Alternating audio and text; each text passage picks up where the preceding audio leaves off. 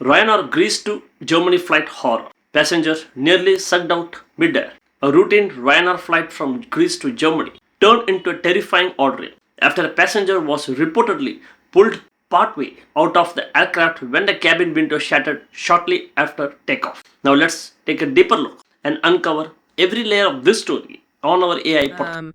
At 20,000 feet, the air inside a commercial airplane cabin is, well, it's pushing outward with thousands of pounds of force. Right, which, you don't really feel at all. Exactly. You don't feel it, but every single window on that aircraft is essentially holding back a hurricane. Yeah, that's a good way to put it. So imagine a sleepy 5:55 a.m. flight departing from Thessaloniki, Greece, heading over to Memmingen, Germany. You know the exact environment I'm talking about. Absolutely. The cabin lights are dim, passengers are nursing that terrible airport coffee. Yeah, and almost everyone is dozing off. You are just trusting the machine to do its job, expecting a completely forgettable trip, just another Tuesday in the sky. And I mean, the human brain relies on that predictability, right? We get into a thin metal tube miles above the Earth, and we just immediately normalize it. We treat it like riding a bus. Exactly. Completely ignoring the extreme physical forces battling each other just like an inch away from our shoulders.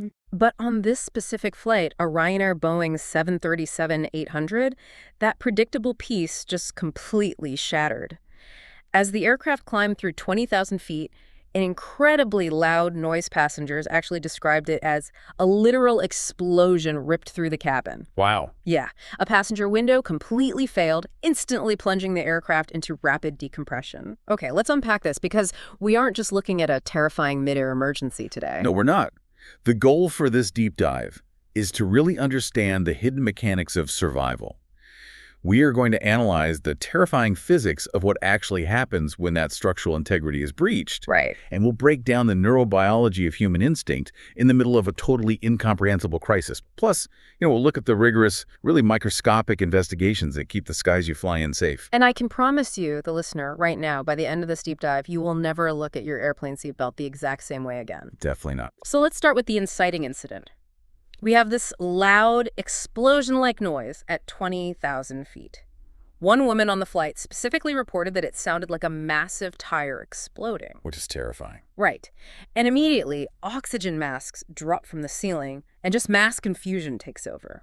That same witness actually thought someone had intentionally opened an emergency exit door. Well, her brain was just scrambling for a rational explanation. Because a commercial airplane window is not, a single pane of glass. It's way more complex than that. Exactly. It's a highly engineered, three-layer system made of stretched acrylic. You have an outer structural pane, a middle structural pane that has a tiny breather hole in it to regulate pressure, and then a non-structural inner pane. That's the one you can actually touch and scratch from your seat, right? Right. So for a window to fail catastrophically and cause rapid decompression, multiple redundant layers have to give way simultaneously. It is an incredibly rare, incredibly violent structural failure. And the physical environment it creates is instantaneous. Rather than a leak, it's a violent expansion. Yeah. Because at 20,000 feet, the atmospheric pressure outside is only about half of what it is at sea level. But inside the cabin, the aircraft is artificially pumping in air to simulate a comfortable, breathable environment, usually pressurized to around 11 or 12 pounds per square inch. Right, to keep everybody conscious. Exactly. So when that window blows out, you suddenly have this massive pressure differential. It's like a giant, invisible vacuum cleaner instantly turning on right next to your head. Every cubic inch of that dense, artificially compressed cabin air instantly races toward the breach. It just desperately wants to equalize with the thin air outside. Right. Can you explain why that fluid dynamic is so violent? Yeah, if we connect this to the bigger picture of fluid dynamics, it's just a chaotic equalization. A standard passenger window is about 140 square inches. Multiply that by a pressure differential of roughly 5 or 6 pounds per square inch. And you have nearly 1,000 pounds of outward force suddenly localized on that single opening. 1,000 pounds? Yeah. It creates a roaring, freezing windstorm inside the cabin. The temperature plummets. Moisture in the air instantly condenses into this thick fog. Oh, wow. So you can't even see properly. Exactly. And anything not structurally anchored to the airframe is just violently pulled toward that missing window. Which brings us to the immediate visceral human crisis unfolding in that exact row. because sitting directly next to that shattered window was a 61-year-old Serbian national. Oh, man. And the visual from the witness reports is frankly horrifying. Because of that sudden 1,000-pound pull of the pressure differential, this man's head and shoulders were violently sucked outside the aircraft into the slipstream. Surviving the initial acoustic shock is one thing, but instantly finding yourself physically pinned outside an aircraft traveling at hundreds of miles per hour. It's unthinkable. In sub-zero temperatures with minimal oxygen, it is an absolute nightmare scenario. The sheer physical trauma of the fuselage scraping against his body while the slipstream just batters him is immense. Yet almost instantly, a rescue effort begins. His wife, who was sitting right next to him, grabbed his legs to stop him from being pulled out any further. That's incredible. It really is. And remarkably, several doctors who happened to be traveling on this flight rushed out of their seats. They physically held this man in place, actively fighting against the suction until they could drag him safely back inside the cabin. Wow. Passengers said the whole ordeal only lasted a few minutes, but time just completely dilated due to the terror. Oh, for sure. And you have to remember, the flight crew is simultaneously managing a sudden, terrifying dive to get the aircraft down to a breathable altitude, usually around 10,000 feet, while this life-or-death tug-of-war is happening right in the aisle. Yeah, the chaos is just everywhere. And the physical toll on the victim was severe. He sustained neck injuries, deep abrasions, and friction burns from being dragged against the metal edge of the blown window frame. I'm amazed it wasn't worse, honestly. Right.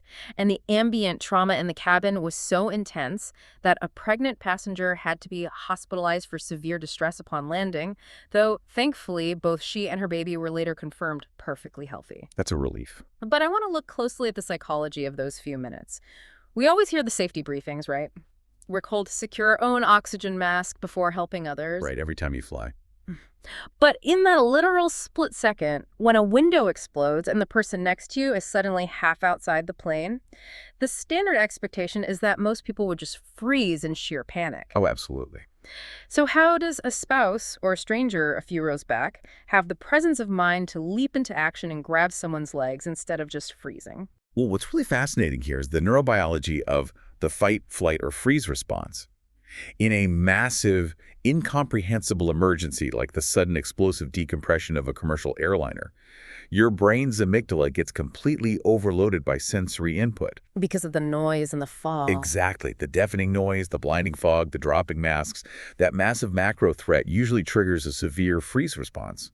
It essentially paralyzes the body while the brain tries to process the impossible. But the wife didn't freeze, which makes me think her brain completely bypassed the macro threat of the plane breaking apart and instead locked onto a hyper-localized familiar micro threat.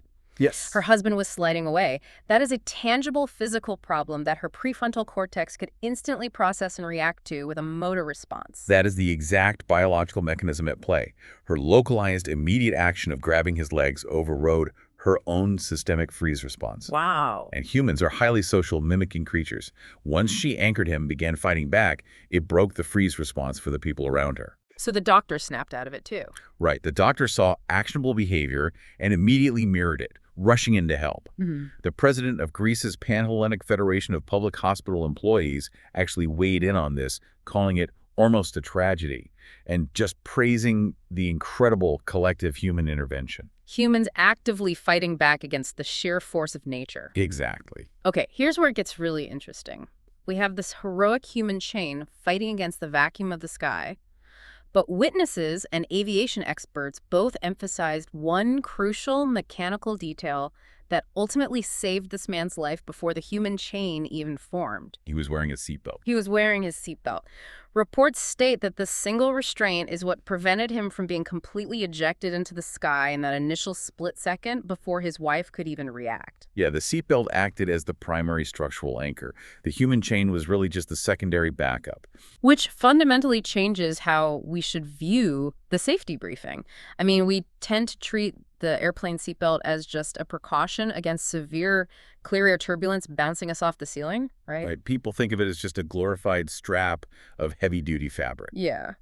But in a depressurization event, it's not just keeping you in your seat. A standard aviation seatbelt is rated to withstand upwards of 16 Gs of force. It's incredibly strong. It has thousands of pounds of tensile strength. It is literally a structural tether to the fuselage of the aircraft, acting as the ultimate fail-safe against a localized hurricane trying to pull you out of the plane. And this raises a really important question about passenger complacency.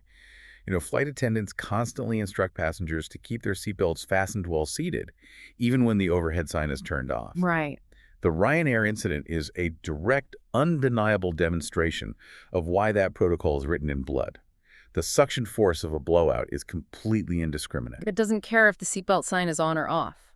Exactly. If you are sleeping, reading, or watching a movie with your belt unbuckled, you have severed your structural tie to the airframe.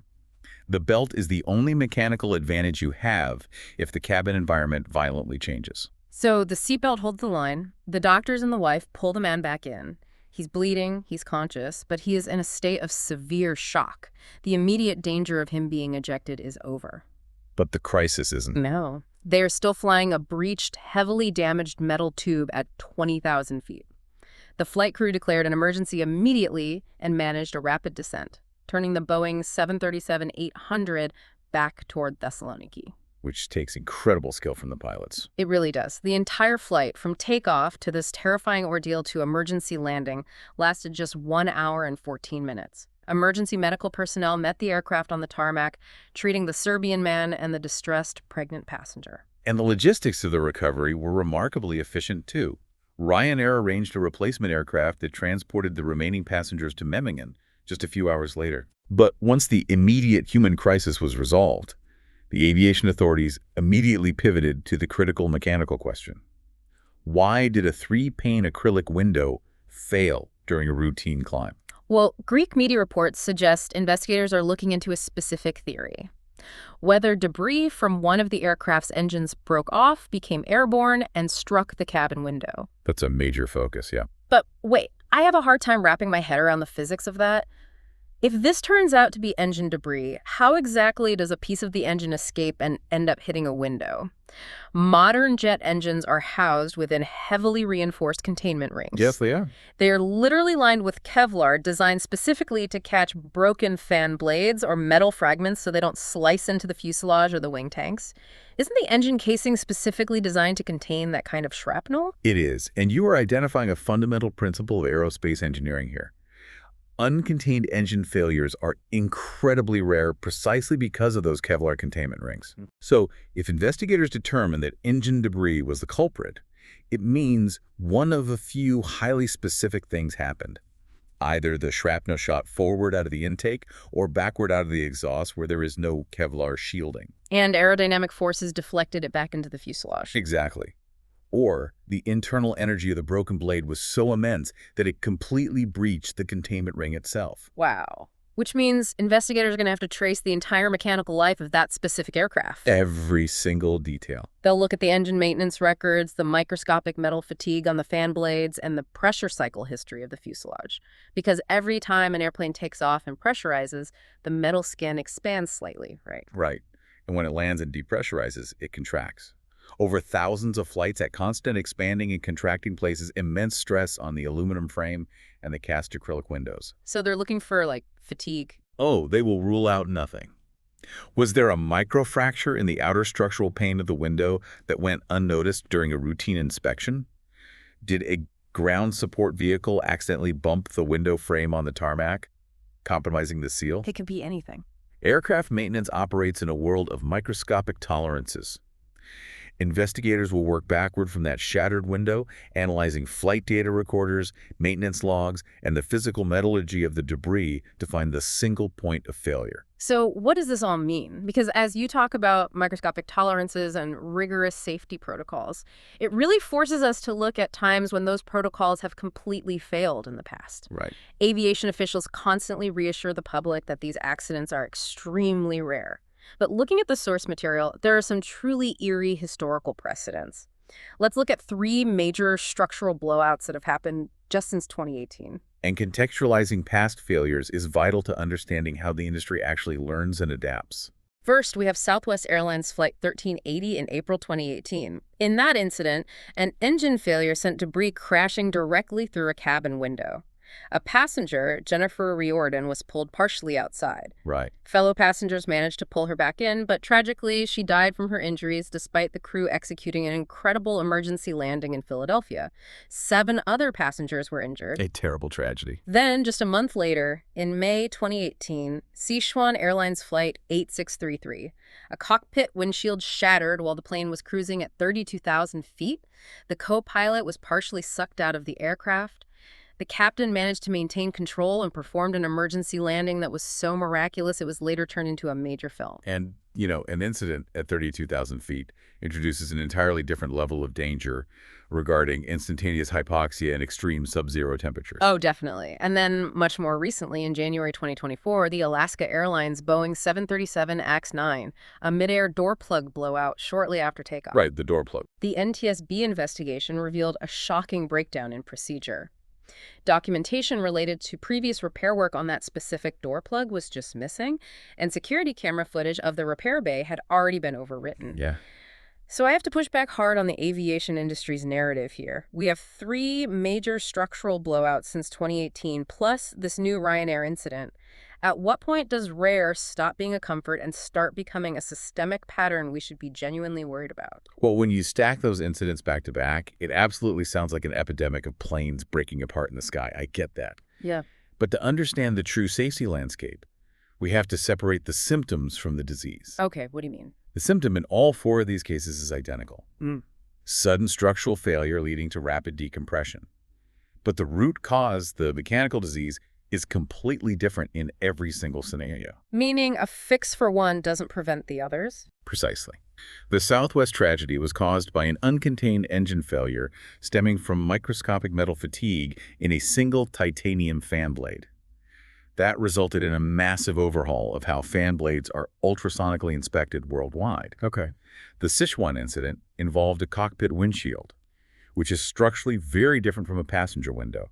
It incorporates complex heating elements to prevent ice buildup at high altitudes, so it's subjected to unique thermal stresses. Right. And the Alaska one? The Alaska Airlines blowout wasn't an in-flight structural fatigue issue at all.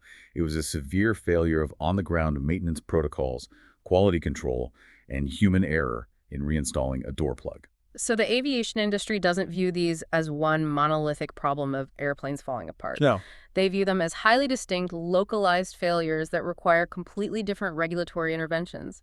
An ultrasonic engine inspection won't catch a missing retention bolt on a door plug. Right. And a door plug inspection won't catch a microscopic stress fracture in an acrylic passenger window. Exactly. Commercial aviation remains statistically the safest form of travel on the planet, precisely because of this rigorous feedback loop. Every single one of these rare, terrifying incidents results in sweeping, systemic changes to maintenance schedules, engineering designs, and inspection rules across the entire global fleet. The system learns from every single point of failure. Well, we've covered an incredible amount of ground today. We started with a sleepy 5:55 a.m. departure out of Greece that turned into an absolute fight for survival at 20,000 feet. A fight they won. Yes. We broke down the immense 1,000-pound physics of rapid decompression and the incredible neurobiology of a human being overriding their own freeze response to save a loved one. We saw a disaster mitigated by quick-thinking passengers, a cool-headed flight crew, and a heavy-duty lap belt that held the line against the laws of physics. And the core takeaway for the listener here is that understanding the environment you are traveling in is inherently empowering. Knowing the immense forces at play outside that thin aluminum hull, understanding why a 3-pane window is engineered the way it is, and realizing that your seatbelt is a critical structural tether. It removes the mystery of flying. It replaces complacency with informed preparedness. It really does. But I want to leave you with a final lingering thought. Throughout this entire deep dive, we have focused almost entirely on the physical structures. The metal, the glass. Right. We've talked about the structural integrity of stretched acrylic, the tensile strength of woven seat belts, the Kevlar containment rings holding engines together. We talked about how those physical materials hold up under immense pressure. But think about the psychological structures. Oh, yeah. The source material noted that the 61-year-old passenger, while conscious, was in a state of severe shock.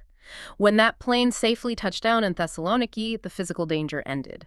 The seatbelt did its job, the window frame held the remaining structure together, and the human chain worked. But for a passenger who just experienced the sky literally trying to physically pull them out of a tiny opening at 20,000 feet, how does the human mind ever trust a mundane pane of glass? Okay, one question for you. If you had been a passenger on this Ryanair flight and witnessed someone being partially pulled out of a broken window, how do you think you would have reacted?